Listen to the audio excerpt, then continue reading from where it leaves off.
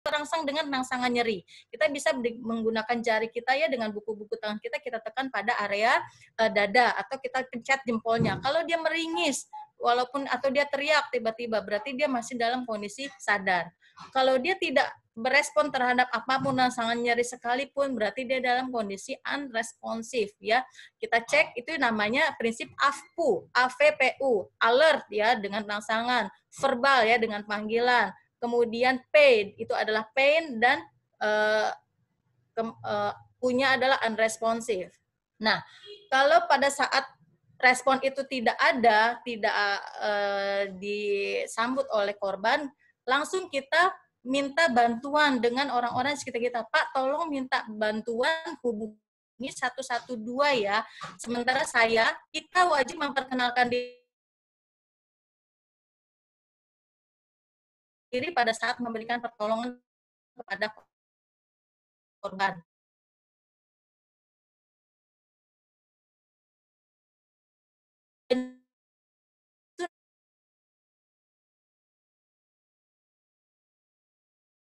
Memaksakan diri. Setelah kita minta tolong untuk minta fasilitas kesehatan datang, kemudian kita C. Ya, apa itu C? Cek nadinya tidak ada. Kalau cek nadi tidak ada, kita butuh waktu 10 detik untuk mengecek nadi tersebut ya, nadi karot. Nah, langsung segera lakukan CPR ya atau RJP. Tapi kalau nadinya ada, berarti kita langsung melakukan exposure. Berarti dia masih misalnya masih ada sadar, kita exposure dari seluruh head to toe, dari kepala sampai ke kaki. Apakah ada lebam? Apakah ada perdarahan? Apakah ada keluaran darah atau cairan dari hidung, dari telinga? Kemudian adakah feses? Adakah kencing? Kita harus eksplorasi kondisi korban. Tapi kalau seandainya nadi tidak ada, lakukan segera CPR. Kalau seandainya ada perdarahan di kaki, ada perdarahan di kepala, nah karena kita melakukan CPR, berarti itu ada potensi juga mengalami perdarahan. Kita bisa minta tolongan orang untuk, Pak, tolong ditekan dulu, Pak, untuk area yang mengalami perdarahan, saya akan melakukan CPR. Kita lakukan CPR 30:2, 30 kompresi, ya 30 penekanan, 2 kali nafas buatan. Kalau di dada ini kita ada tulang pedang, 2 jari di atasnya kita letakkan jari kita, kemudian kita lakukan kompresi 30 kali. Ya, seperti ini posisinya, posisi penolong tegak, lurus, kedalaman tekannya 5-6 karena itu mencapai pangkal jantung. Nah, pada saat tidak menekan dada, posisi tangan juga jangan berubah-ubah dengan kecepatan penekanan 100-120 kali per menit. Kalau pakai konstan lagu, kita contohnya gini, tak gendong kemana-mana. Jadi iramanya konstan ya, jangan berubah-berubah. Berikan 30 kali penekanan dada. Nah, setelah 30 kali penekanan dada, kemudian kita buka jalan nafas korban dengan teknik head tilt chin lift ya, tarik dahi, kemudian buka dagu. Kalau ada yang menyumbat kita ambil, kalau confidence kita pakai swipe pakai tangan kita dan pertahankan jalan nafas terbuka. Nah, kemudian pada tahap breathing kita berikan 2 kali nafas bantuan. Ya, kalau seandainya ini kita dalam teks langsung ya. Nah, kalau kita lebih baik kita menggunakan alat bantu. Di sini kita ada yang namanya rescue breathing CPR. Ya, mungkin teman-teman bisa ngelihat atau enggak, saya kurang tahu. Nah, di sini teman-teman bisa melihat. Jadi untuk mengantisipasi atau kita juga ada alat untuk memberikan bantuan alat nafas bantuan. Nah, pada saat memberikan nafas bantuan, pencet hidung korban dan tutup seluruh mulut korban. Ya, berikan 2 kali nafas dengan tiupan nafas normal. 1, 2, 3. 1, 2, 3. Baru kita kompresi kembali. Nah, pada saat kita melakukan CPR, alasan berhenti melakukan CPR, kita tanda-tanda kebiasaannya adalah korban batuk, meronta, atau nafas spontan. Kalau ada tim penolong yang ahli lebih datang, kalau penolong sudah kelelahan, kalau ada tanda-tanda kematian, nah itu kita bisa menyetop ya, berhenti melakukan tindakan CPR. Atau ada bahaya mengancam pada penolong atau korban. Nah, apabila kita sudah berhasil memberikan pertolongan CPR pada korban, kita memberikan recovery position. Recovery position ini adalah posisi yang terdekat dengan penolong. Kita posisi tangannya seperti ini ya, teman-teman bisa lihat pada tampilan. Nah, kemudian tangan yang di seberangnya diarahkan ke pipi untuk bantalan pada saat kita miringkan korban. Pada saat kita miringkan korban, itu kita tarik aja area dengkulnya, itu pasti semua badannya juga akan berbalik. Nah, posisi ini memungkinkan jalan nafas tetap terbuka, kalau ada seandainya cairan, muntahan, itu tetap keluar ya, tanpa mengganggu sumbatan jalan nafas korban. Kemudian kita eksplorasi, ada nggak area-area yang rembesan darah, kemudian ada nggak feses, ada nggak kencing, kita cek lagi. Nah, itu kalau seandainya kita temukan korban dalam kondisi tidak bernafas atau tidak ada nadi sirkulasi, berarti kita harus langsung lakukan BHD-nya. Nah, pada saat kita sudah berhasil melakukan BHD, kita cek lagi exposure, ada luka dan perdarahan. Nah, luka yang ditemukan pada korban di sini adalah kondisi-kondisi cedera ya, yang di situ ada kaitannya jaringan kulit, otot, saraf, atau pembuluh darah yang mengalami ruda paksa sehingga mengakibatkan adanya rusak atau hilangnya sebagian jaringan tubuh. Nah, biasanya kalau luka itu pasti ada perdarahan ya, tapi ada juga luka yang tidak berdarah. Apakah itu? Nah, coba cari sendiri. Oke, saya lanjutkan kembali ya. Nah, kalau ada luka dan berarti ada perdarahan, itu adalah berarti potensi kehilangan cairan darah dari tubuh, ya bisa memicu terjadinya dehidrasi atau shock ya. Nah, kondisi perdarahan itu bisa terlihat dua hal ya, yang terlihat dan tidak terlihat. Dalam hal ini perdarahan luka atau luar terbuka ya, kita bisa lihat contohnya, kemudian perdarahan dalam luka tertutup yang ditampilkan dalam kondisi lebam. Kemudian, nah, ini contoh-contoh jenis-jenis luka ya, luka sayat, luka laserasi, luka lecet, luka memar, kontusio, luka tembus, dan luka tembak. Nah, klasifikasi sumber perdarahan pun juga kita lihat, ada perdarahan yang dari arteri, biasanya orang-orang suicide, atau kalau orang-orang terpotong, itu arteri biasanya darahnya memancar, warnanya merah segar. Ada yang mengalir, itu berarti menunjukkan dia darah vena. Kalau ada pembuluh darah kapiler, itu merembes. Kemudian, apa yang harus kita lakukan pada korban yang mengalami luka atau perdarahan? Gunakan teknik 4T, ya, yaitu tekan langsung pada area luka, bisa dengan kain kasa atau dengan balutan. Kemudian, nah, tekannya contohnya seperti ini. Penekanan langsung ya dengan kain kasa atau dengan langsung dengan kita balut. Kemudian kita tinggikan pada area luka agar sirkulasi darah tidak terlalu mengalir deras ya. Kemudian dielevasikan, diganjel pakai bantal, kemudian pada titik tekan, di situ misalnya biasanya pada lipatan-lipatan ada arteri-arteri yang bisa kita tekan agar terjadi mencegah perdarahan. Kemudian langkah terakhir ada tourniquet. Tourniquet ini adalah pengingkatan, contohnya pada luka amputasi, agar tidak terjadi perdarahan terus-menerus atau pada luka yang di bagian pembuluh darah arteri. Nah, di sini pengikatan tourniquet pun juga harus kita monitor setiap 15 menit sekali. Tourniquetnya itu harus kita buka agar sirkulasi tetap mengalir ke area yang kita ikat tadi, agar tidak terjadi kematian jaringan.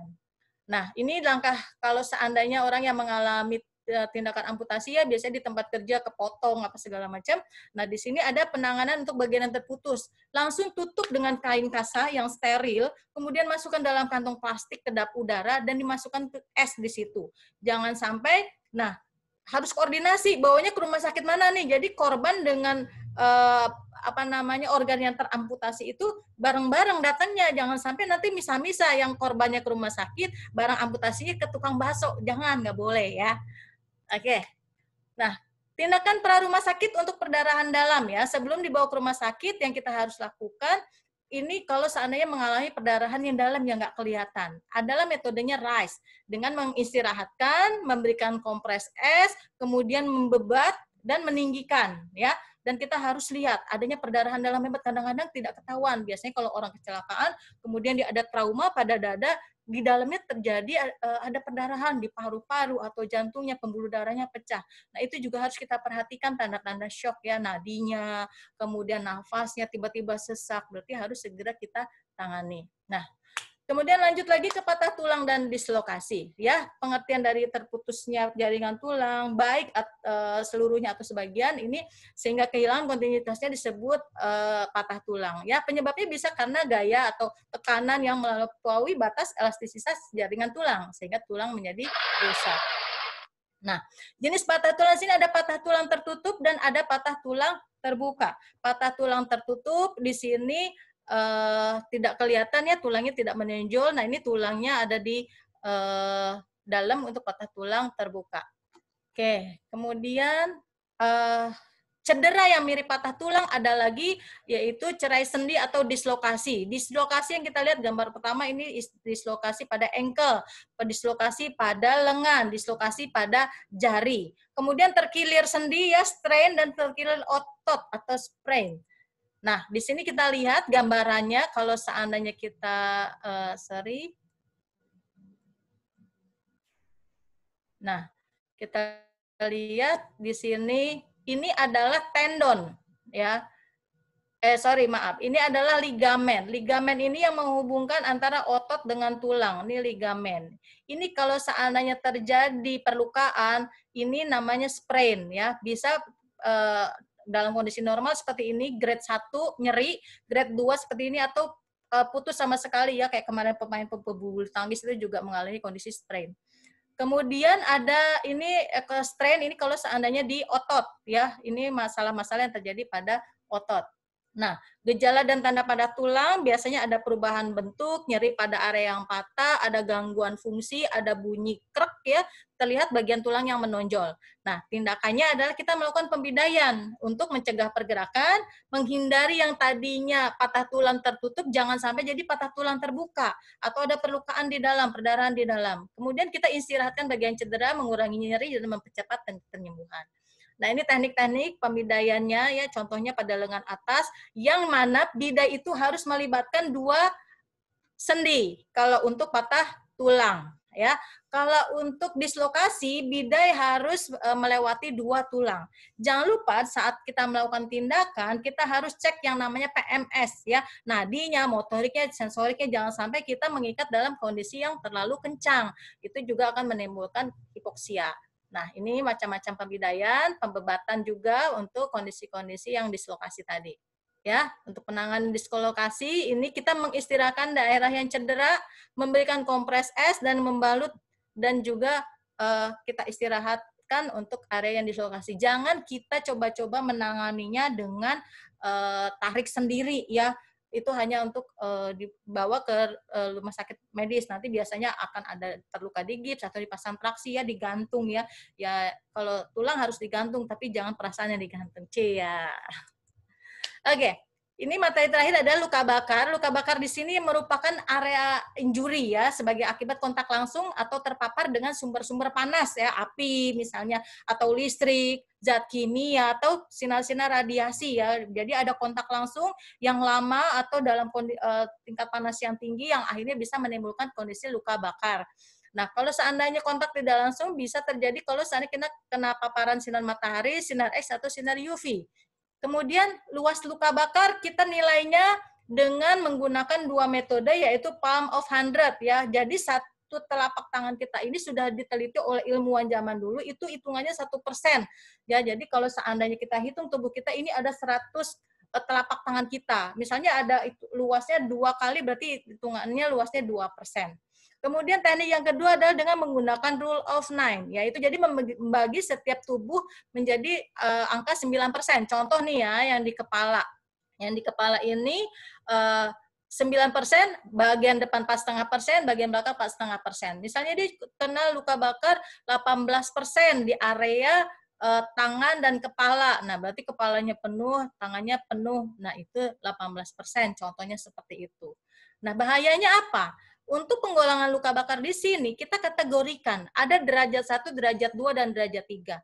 Untuk derajat 1, ini kedalaman luka bakarnya ini baru mencapai epidermis ya, kulit ari. Biasanya dia kemerahan, nyeri, tapi dia akan menjadi bahaya kalau lebih dari 70%. Kemudian kalau derajat 2, dia sudah masuk ke bagian dermis, bagian dalam bawah kulit. Nah, itu adalah ujung-ujung saraf, ujung-ujung sistem vaskularisasi. Makanya kalau untuk derajat 2 biasanya nyerinya lebih terasa. Dia akan kritis kalau luasnya lebih dari 30%. Nah, untuk derajat 3, dia sudah melampaui batas ke otot, dia sudah melewati jaringan lemak, kulitnya terlihat seperti kering dan rusak, mateng kayak sate ya. Dia tidak menimbulkan rasa sakit karena saraf-sarafnya sudah terbakar semua. Dia akan kritis walaupun hanya 10% luasnya. Ya, ini contoh-contoh untuk luka bakar derajat 1, derajat 2, dan derajat 3. Oke, teman-teman ya. Derajat 3, waduh, jangan dibawain sambal kacang sama kecap, bahaya. Nah, penanganan luka bakar. Untuk luka bakar ya, kita menghentikan proses pendalaman luka dengan menyiram air dingin yang mengalir ya. Terus aja kalau 10 sampai 20 menit. Misalnya kita di dapur kena panci panas atau seandainya kena minyak goreng, kita siram terus 10 sampai 20 menit, itu tidak akan terjadi bule. Ini sudah saya buktikan sendiri ya. Nah, kemudian kalau ada perhiasan atau logam biar yang terbakar, siramnya itu lebih lama dan lebih banyak. Karena apa? Biasanya logam-logam itu lebih panas dan mematangkan area jaringannya itu. Kalau memungkinkan juga, tanggalkan semua baju yang melekat pada sekitar luka. Kalau ada blister, jangan dilukain karena itu memicu potensi infeksi. Tangani shock ya, rehidrasi terus, beri minum terus. Biasanya orang dengan kondisi luka bakar, dia akan mengalami haus gitu kan. Tapi hati-hati, dalam kondisi tidak sadar, jangan diberikan makanan atau minuman. Kemudian tutup dengan kasa, monitor tanda-tanda vital, dan rujuk segera ke rumah sakit. Untuk luka bakar yang disebabkan karena bahan kimia, itu jangan apalagi yang berbentuk serbuk atau bubuk, jangan langsung disiram dengan air. Khawatirnya bahan kimia tersebut bereaksi dengan cairan. Jadi bahan kimia yang bubuknya, serbuknya itu harus disapukan dulu. Setelah disapukan bersih, baru kita alirkan dengan cairan, dengan air yang mengalir. Oke. Ini materi terakhir saya akan menampilkan video terkait dengan penanganan luka bakar. Mohon disaksikan.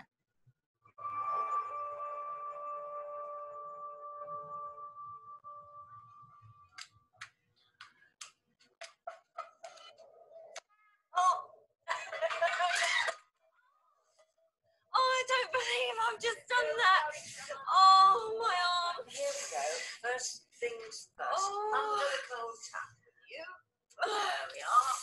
Oh, That's it. goodness. Mummy, you okay? Oh, yeah, all right, sweetheart. Now we've got to keep it there for 10 minutes. 10 minutes. At least 10 minutes to cool the.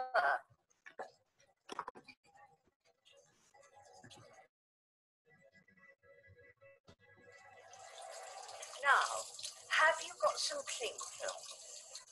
Yeah, just in that top drawer there. Keep it there.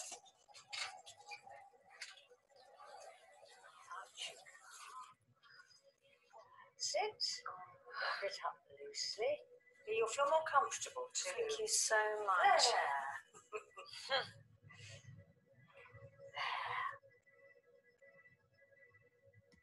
There. Oke, teman-teman. Ini materi saya. Selanjutnya, terima kasih atas sambutan teman-teman yang pada hari ini mengikuti kegiatan webinar. Mohon maaf apabila dalam penyampaian ada kekurangan. Kemudian kalau memang ada pertanyaan, silakan saya kembalikan kepada Pak Deni. Terima kasih Pak Deni. Oke, terima kasih Bu Made. Silakan di-close dulu share screen-nya Bu Made. Ya. Oke, ya itu tadi adalah penjelasan presentasi dari Ibu Made Lestari. Nah, ini sudah banyak pertanyaan, kita jawab satu persatu Bu Made ya. Bu Made silakan masuk ke Q&A juga sambil membaca. Nanti saya akan bacakan yang kita pilih untuk kita bahas. Terus bagi teman-teman semua yang ingin langsung bertanya kepada Bu Made, silakan gunakan fasilitas raise hand. Nanti kita akan buka allow to talk supaya teman-teman bisa langsung ngomong sama Bu Made. Oke, kita akan bahas pertanyaan dari Pak Gede Ardika. Salam Ibu Made, saat memberikan pertolongan pertama kepada korban, harus cepat, tanggap, dan tepat. Akan tetapi, terkadang kita khawatir nih memberikan pertolongan pertama karena takut gagal dalam menolong korban, sementara orang di sekitar kita tidak paham. Sehingga khawatir mereka menganggap bahwa kalau misalkan ada kehilangan nyawa, karena kita yang sebagai penolong, nah Jadi kondisi yang seperti ini apa aja yang harus kita lakukan nih supaya kita bisa sigap dan pede untuk kalau terjadi kecelakaan. Nah, seperti itu Bu Made, silakan. Oke, baik. Nah, pada saat kita memberikan suatu tindakan atau pertolongan, itu tadi saya sampaikan, kita memperkenalkan diri terlebih dahulu, ya.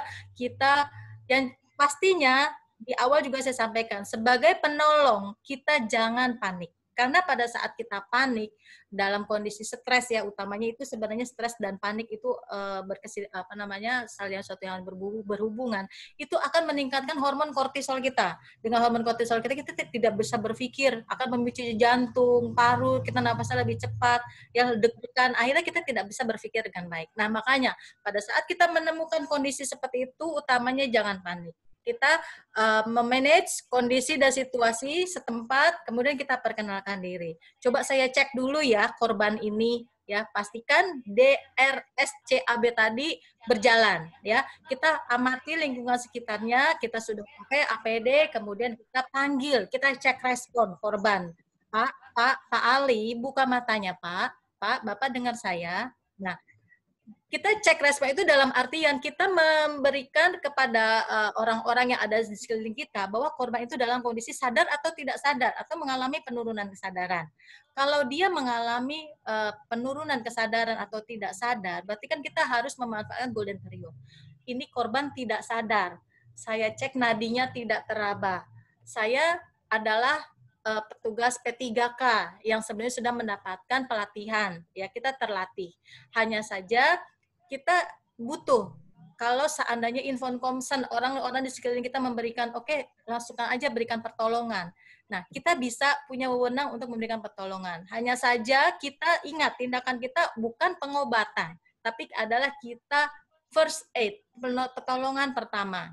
Jadi kita bisa langsung memberikan pertolongan.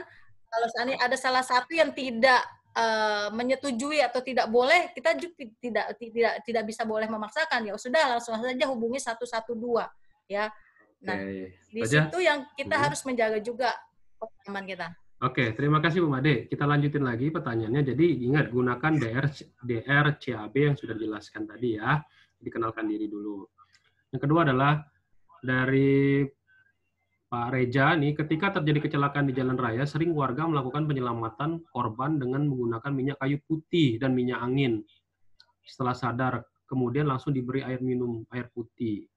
Apakah tindakan tersebut tepat? Nah, itu. Silakan, Pak Made. Nah, si air minum dan minyak kayu putih. Nah, gitu. Kembali lagi ke DRSCAB. Pastikan pada saat kita memberikan pertolongan, korban dalam kondisi sadar. Kalau korban dalam kondisi sadar, nadi ada, nafasnya ada, berarti kita, Bu, bisa gerakan tangan kanannya, coba tangan kirinya, coba kaki kanan, oke, kita pindah ya. Nah, kalau dia bisa berpindah, tidak ada kelemahan, tidak ada anggota tubuh yang mengalami perdarahan atau dislokasi ataupun patah tulang, kita bisa membantu korban untuk meminggirkannya ya, mengamankannya. Kalau dia tidak mengalami, atau kalau dia mengalami penurunan kesadaran, nadinya ada, nafasnya ada, tapi dia tidak sadar, ya, dalam kondisi mungkin sinkop atau pingsan, kita pasang barikade, kita pasang pengaman, jangan dekat-dekat ya. Kemudian juga ada yang mengawasi lalu lintas dan orang-orang, jangan sampai dimanfaatkan oleh orang-orang untuk berkerumun, karena dalam kondisi orang tidak sadar dikerumunin, akhirnya sirkulasi oksigen juga kurang. Nah, setelah itu kalau seandainya dalam kondisi tidak sadar dan kemudian kita segera lakukan exposure sambil kita minta bantuan, Pak tolong hubungi 112. Nah, kalau seandainya korban itu sadar, kita bisa amankan korban ke pinggir ya, kemudian di tempat yang aman, kemudian kita tanya, bisa minum, bisa menelan. Nah, kita berikan bertahap 1 sendok. Kalau dia tidak mengalami batuk, nah kita bisa teruskan lagi. Jangan langsung diberikan minum nenggak gitu ya. Pastikan pada saat kita memberikan minum atau memberikan instruksi kepada korban, dia dalam kondisi kesadaran penuh. Kalau dia tidak kesadar penuh, kemudian kita berikan minum, itu akan menimbulkan terjadinya aspirasi, menutup jalan nafas yang akhirnya dia mengakibatkan choking, henti nafas akhirnya tiba-tiba. Menjadi kondisi parahnya bukan karena masalah kecelakaannya, tapi karena kita salah dalam memberikan penanganannya. Kalau memberikan minyak kayu putih itu nggak ada masalah ya, dalam artian yang penting kondisinya aman-aman saja, memberikan rangsangan, memberikan efek ya support massage gitu kan, merangsang untuk korban kembali sadar. Karena biasanya kalau orang kecelakaan dia kan mengalami sejenak yang namanya kehilangan kesadaran. Namanya apa namanya? Amnesia ya. Itu bisa saja terjadi. Oke, terima kasih Bu Made. Mungkin itu. Kita lanjutin lagi pertanyaan dari Pak Agus Prianto. Bagaimana cara menolong korban yang jatuh dari ketinggian yang mengalami luka tusuk? Luka tusuknya disebabkan oleh besi yang menancap di perut. Korban dan besi tersebut tertanam di tanah di suatu bangunan. Wah, ini orang kontraktor nih, Bu Made. Jadi kalau ada orang jatuh, nusuk, ada backisting ataupun ada tulangan-tulangan ketancap ke dalam tubuh kita, nah apa yang harus dilakukan sebagai kita sebagai petugas P3K-nya? Nah, ini serem ini. Ya, silakan Bu Made. Ya. Kalau dia hanya menancap pada anggota tubuh, jangan dicabut ya. Sekarang anggota tubuhnya anggota tubuh mana dulu gitu kan? Saya waktu itu kebetulan pernah di UGD itu ada orang besi konstruksi masuk ke area dari bahu menembus ke pinggang. Nah, itu jangan dicabut ya, karena nanti kalau sana dicabut di dalamnya itu ada pembuluh-pembuluh darah yang pada saat kita cabut dia akan terbuka, akhirnya terjadi perdarahan di dalam dan di luar. Jadi pada saat kondisi tersebut kita langsung segera berikan tindakan ya, dievakuasi.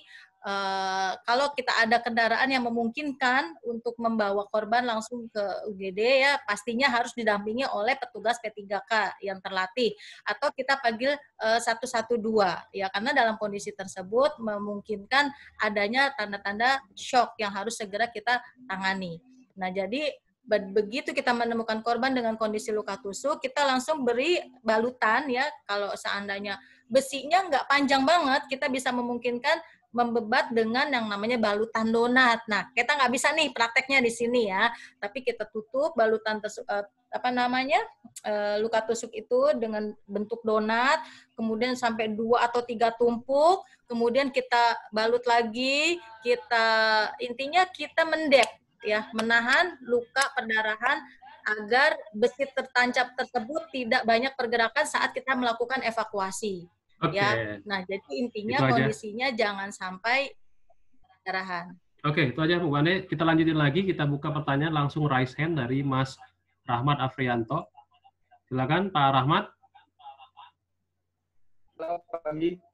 Ya, silakan. Ya, Pak. Silakan. Pagi Mbak Made, pagi Pak Deni. Ya. Suara saya ya? Jelas. Jelas. Ya. Yang pertama mungkin tadi sedikit nyambung dari ada pertanyaan Pak Reza, cuman kasus beda dikit. Tadi sudah dijawab, lalu misalkan andai kata ada korban yang mungkin jatuh atau kecelakaan, lalu kondisi korban ini kejang-kejang. Nah, itu appropriate action-nya itu seperti apa sebagai kita untuk memberi peluang pertamanya? Jadi korban ini kejang-kejang. Oke. Silakan Made, kejang-kejang. Dicatat dulu Made, banyak itu. Yang kedua, ya.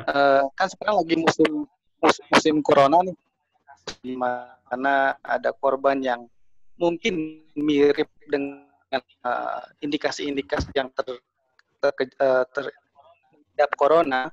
Itu kita itu gimana ya yang appropriate-nya ya untuk menangani korban-korban yang mungkin corona seperti itu. Terima kasih. Oke, terima kasih baik, Pak Rahmat. Terima kasih atas pertanyaannya.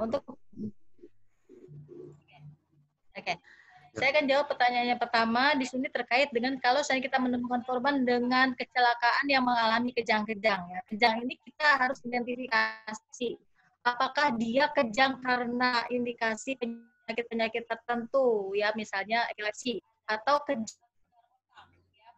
karena kondisi adanya gegar otak, ya karena gegar kondisi tidak terkoordinasi anggota gerak tubuh kita.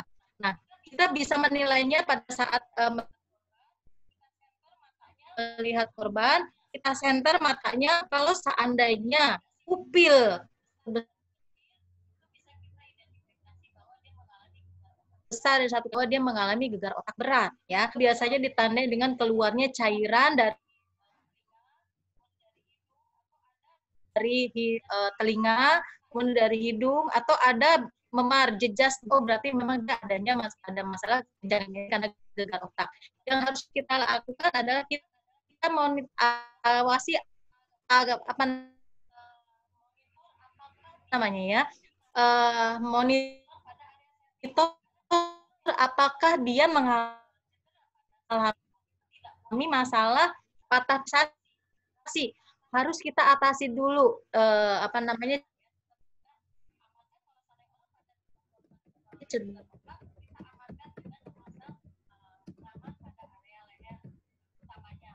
lehernya.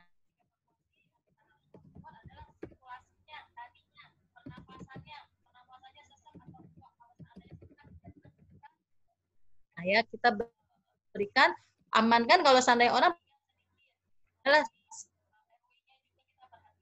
sirkulasinya.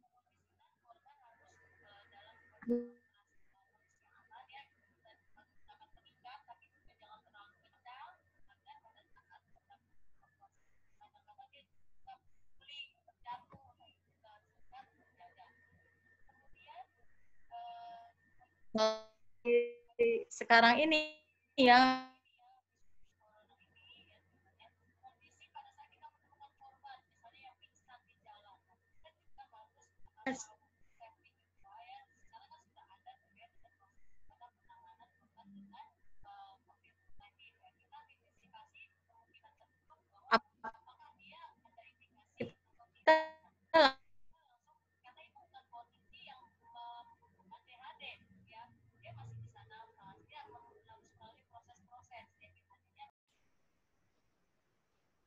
Halo Pak Denny, jangan di-mute suaranya Pak Denny, saya nggak dengar. Oke, Bu Made. Ya. Iya. Nah, pertanyaan berikutnya ada nih, Bu, bagaimana dengan kompetensi petugas P3K di tempat kerja, baik itu di proyek ataupun pabrik, itu jumlahnya berapa ya untuk standar minimumnya? Nah, itu silakan Bu Made. Oh iya, untuk petugas P3K yang berada pada perusahaan yang low risk sampai medium risk itu yang tadi sudah saya sampaikan 150/1. Kalau untuk yang perusahaan itu kategori high risk itu 100/1 atau berdasarkan shift atau berdasarkan lantai atau kan berdasarkan area.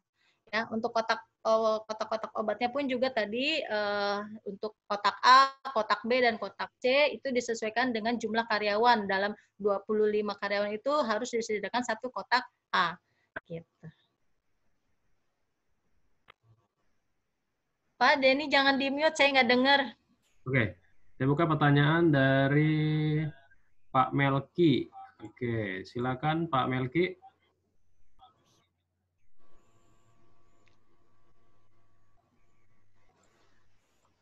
Halo Pak Melki.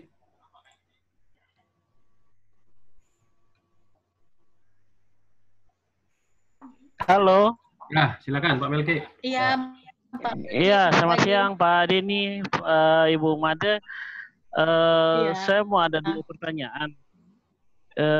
Ini yang satu, pada saat kita berada di area kerja dan terjadi kecelakaan, tapi karena keterbatasan APD untuk 3R yang tadi Ibu bilang, itu bagaimana? Apakah ada opsi lain yang bisa kita lakukan untuk 3R yang tadi Ibu bilang? Apakah atau tidak usah sama sekali?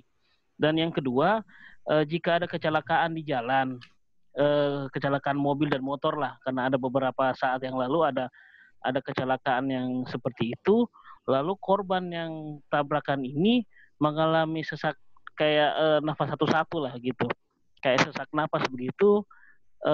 Apakah kita untuk pertolongan pertama untuk lehernya, apakah kita pakai apa bagusnya Ibu, supaya cuma takutnya karena info terakhir kalau korban yang meninggal ini mengalami patah leher seperti itu, takutnya pada saat terjadi kecelakaan seperti itu yang sama seperti itu nanti kita setengah matinya untuk pengangkutan atau evakuasi korban kena lehernya. Untuk mengangkatnya bagaimana, seperti itu, Ibu. Terima kasih. Oke, terima kasih Pak Melki. Silakan Bu Made. Oke, untuk pertanyaan pertama itu mungkin bukan 3R ya, tapi 3A ya. 3A itu adalah amankan diri, amankan korban, dan amankan lingkungan. Ya, jadi kalau seandainya kita sebagai petugas P3K yang misalnya berada di lapangan atau pada saat kondisi-kondisi terjadi bencana, karena semua APD mungkin tidak tersedia dengan baik atau tidak terfasilitasi, nah kita juga harus bisa berimprovisasi ya. Kita bisa menggunakan kantong plastik ya bersih, kita harus ready juga pada saat kita memberikan pertolongan. Ya, utamanya kita ya kalau memang sempat cuci tangan, kemudian kita pakai kantong plastik dalam memberikan pertolongan pada korban. Dan pastikan kalau seandainya ternyata tidak ditemukan sama sekali ya, tapi kita harus kontak dengan korban. Mau tidak mau, suka tidak suka, pastikan kita tidak dalam kondisi tangan kita terluka, ada luka terbuka, karena itu akan sebagai sumber penularan infeksi penyakit. Ya, kalau seandainya kita ada kontak darah, atau juga dimungkinkan pula seandainya kita ada masker ya, masker medis, itu pun juga kita, kalau memang ada kaos ya kaos, baju ya baju. Paling tidak kita bisa memanfaatkan kondisi situasi yang bisa kita gunakan. Tidak ada bidai, kita bisa menggunakan pakai kayu yang dibalut lagi dengan kain, atau sarung atau spray, ada jemuran kita pakai. Ya, itu juga bisa kita manfaatkan. Paling tidak kalau memang kondisi-kondisi fasilitas APD tersebut tidak tersedia, kita bisa berimprovisasi. Ya, itu akan feel-nya kalau kita berada di lapangan dan kita sudah pernah merasakan oh ternyata menolong korban itu kondisinya tidak mesti harus tersedia fasilitas di sekeliling kita pun kadang-kadang bisa dimanfaatkan. Contoh, misalnya pada korban yang mengalami patah tulang leher, tadi ya saya langsung nyambung pertanyaan kedua. Pada saat korban terjadi kecelakaan, kita identifikasi, kita curigai adanya patah tulang leher. Nah, kalau seandainya neck holder ya, yang penyangga lehernya ini tidak ada, kita bisa menggunakan pakai kardus ya. Ada kardus nggak, kita potong sesuai dengan luas lehernya itu, kemudian kita sanggah, kita perban ya, agar menghindari terjadinya pergerakan pada area kepala. Nah, itu juga kita bisa berikan ya tindakan-tindakan improvisasi. Jadi kita harus kreatif thinking juga dalam memberikan pertolongan, tapi tidak menyalahi sesuai prosedur dan aturan ya. Kurang lebih itu sih yang bisa saya sampaikan. Kalau seandainya kita pada saat tindakan evakuasi yang kita curigai korban tersebut mengalami masalah cedera kepala atau patah tulang pada leher, kita harus minimal udahlah kita antisipasi pakai langsung aja neck holder, dengan bantuan apapun, dengan alat apapun kita bisa gunakan, yang penting aman buat korban dan aman juga buat penolong. Misalnya ternyata nanti di rumah sakit tidak ada indikasi patah tulang leher, ya nggak apa-apa, berarti kan kita paling tidak sudah safety.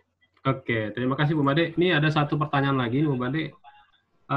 Saya mohon maaf juga nih sama teman-teman ya, ini kita waktu sudah melebihi dari 1 jam, udah 15 menit kita lebih. Saya semua pertanyaan kita akan tampung dulu, nanti kita akan jawab ya, nanti Bu Made juga akan jawab di grup yang sudah kita buat ya, di grup WhatsApp. Jadi teman-teman yang belum masuk ke grup WhatsApp, nanti Mbak Nabila, coba saya cek dulu Mbak Nabila udah masuk belum ya. Jadi teman-teman bisa bertanya langsung nanti di sana. Oke, Nabila belum masuk.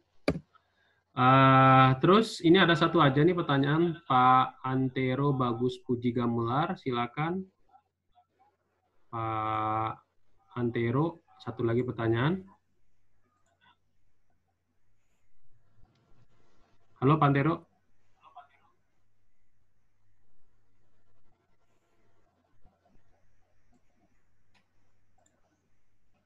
Halo Pak Antero. Pak Antero. Halo. Ya. Halo. Selamat pagi. Bu Ya, Made. Bu, izin. Suaranya putus-putus nih Pak. Bertanya. Suaranya putus-putus.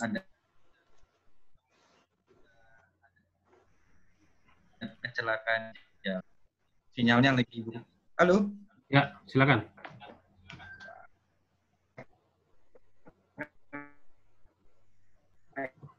Halo, Pak Antero. Halo? Ya, Halo? ya, sudah dengar suaranya. Sudah jelas? Sudah Jelas. jelas? Sudah jelas? Udah, silakan. Oke.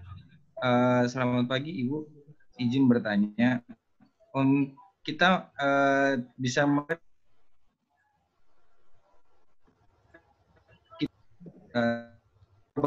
ini tidak sadarkan diri, tapi kecelakaan itu dia mengenai dada, Bu. Nah, apakah kita boleh untuk melakukan CPR, Bu, kalau terjadi ada luka lebam di dada tersebut? Oke. Apakah kita boleh melakukan CPR? CPR kalau ada luka lebam di dada, Bu Made. Silakan. Itu aja ya, Pak Antero ya. Terima kasih. Ya, betul, Pak. Oke. Terima kasih. Selamat siang. Baik, Pak Antero. Siang. Oke, saya jawab ya. Untuk CPR dilakukan dalam kondisi memang dia henti nafas, henti jantung ya. Jadi kalau dia tidak mengalami henti jantung atau henti nafas, berarti dia dalam kondisi masih sadar. Hanya saja dia mengalami penurunan kesadaran. Ya, itu yang harus dicatat.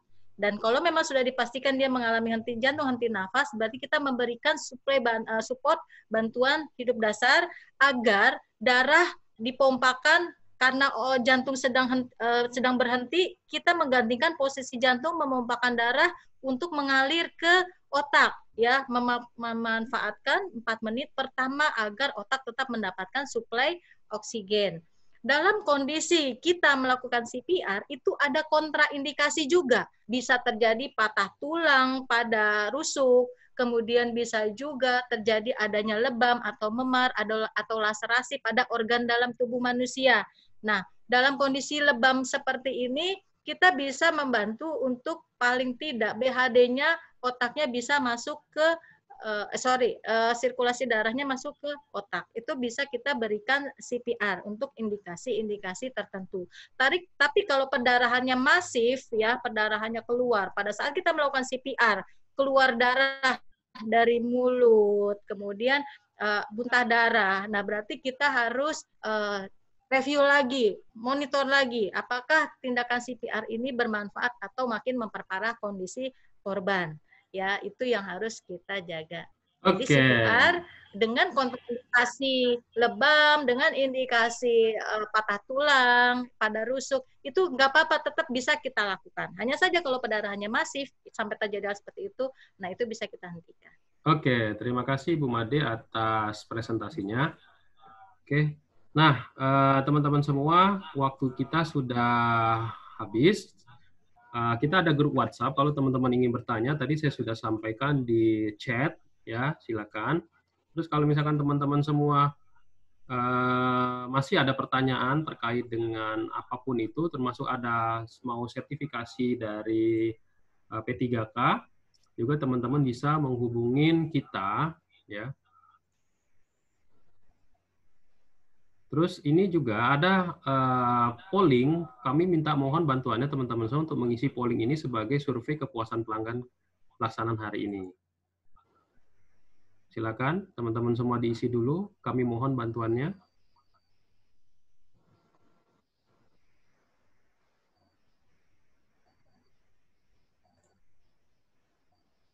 Silakan, termasuk Ibu Made, silakan diisi.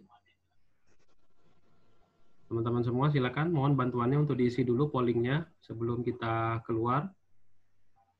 Sambil mengisi polling, saya informasikan juga kalau misalkan modul pelatihan itu sudah kita share di aplikasi Mika Pro, Mediatama Customer Care Pro Profesional, itu teman-teman bisa download dan install aplikasi tersebut di Play Store.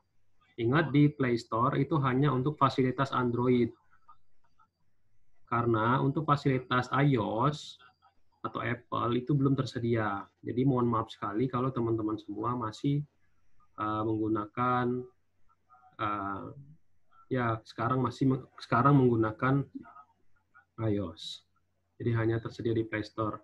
Nah, di aplikasi tersebut ada juga e-learning.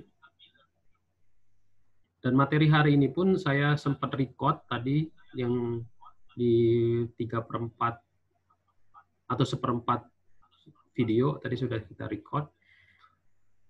Oke, sudah masuk pollingnya. Silakan teman-teman yang belum selesai.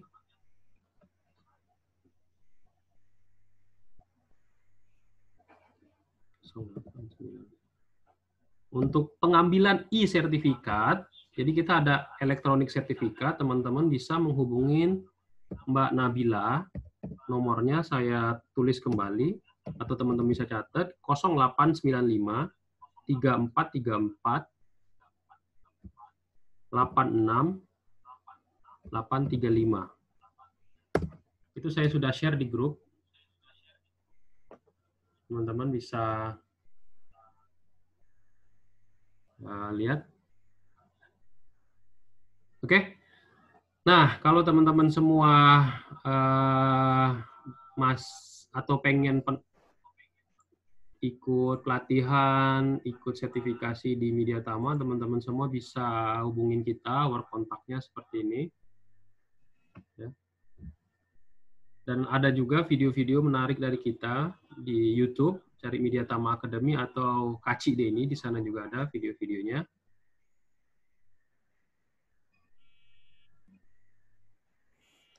Oke, pollingnya sudah masuk semua.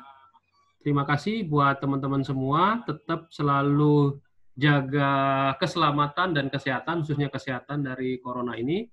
Saya mengucapkan terima kasih kepada Ibu Made atas waktunya sebagai pembicara. Kita ketemu lagi di webinar berikutnya. Assalamualaikum warahmatullahi wabarakatuh. Waalaikumsalam. Terima kasih Pak Denny. Oke.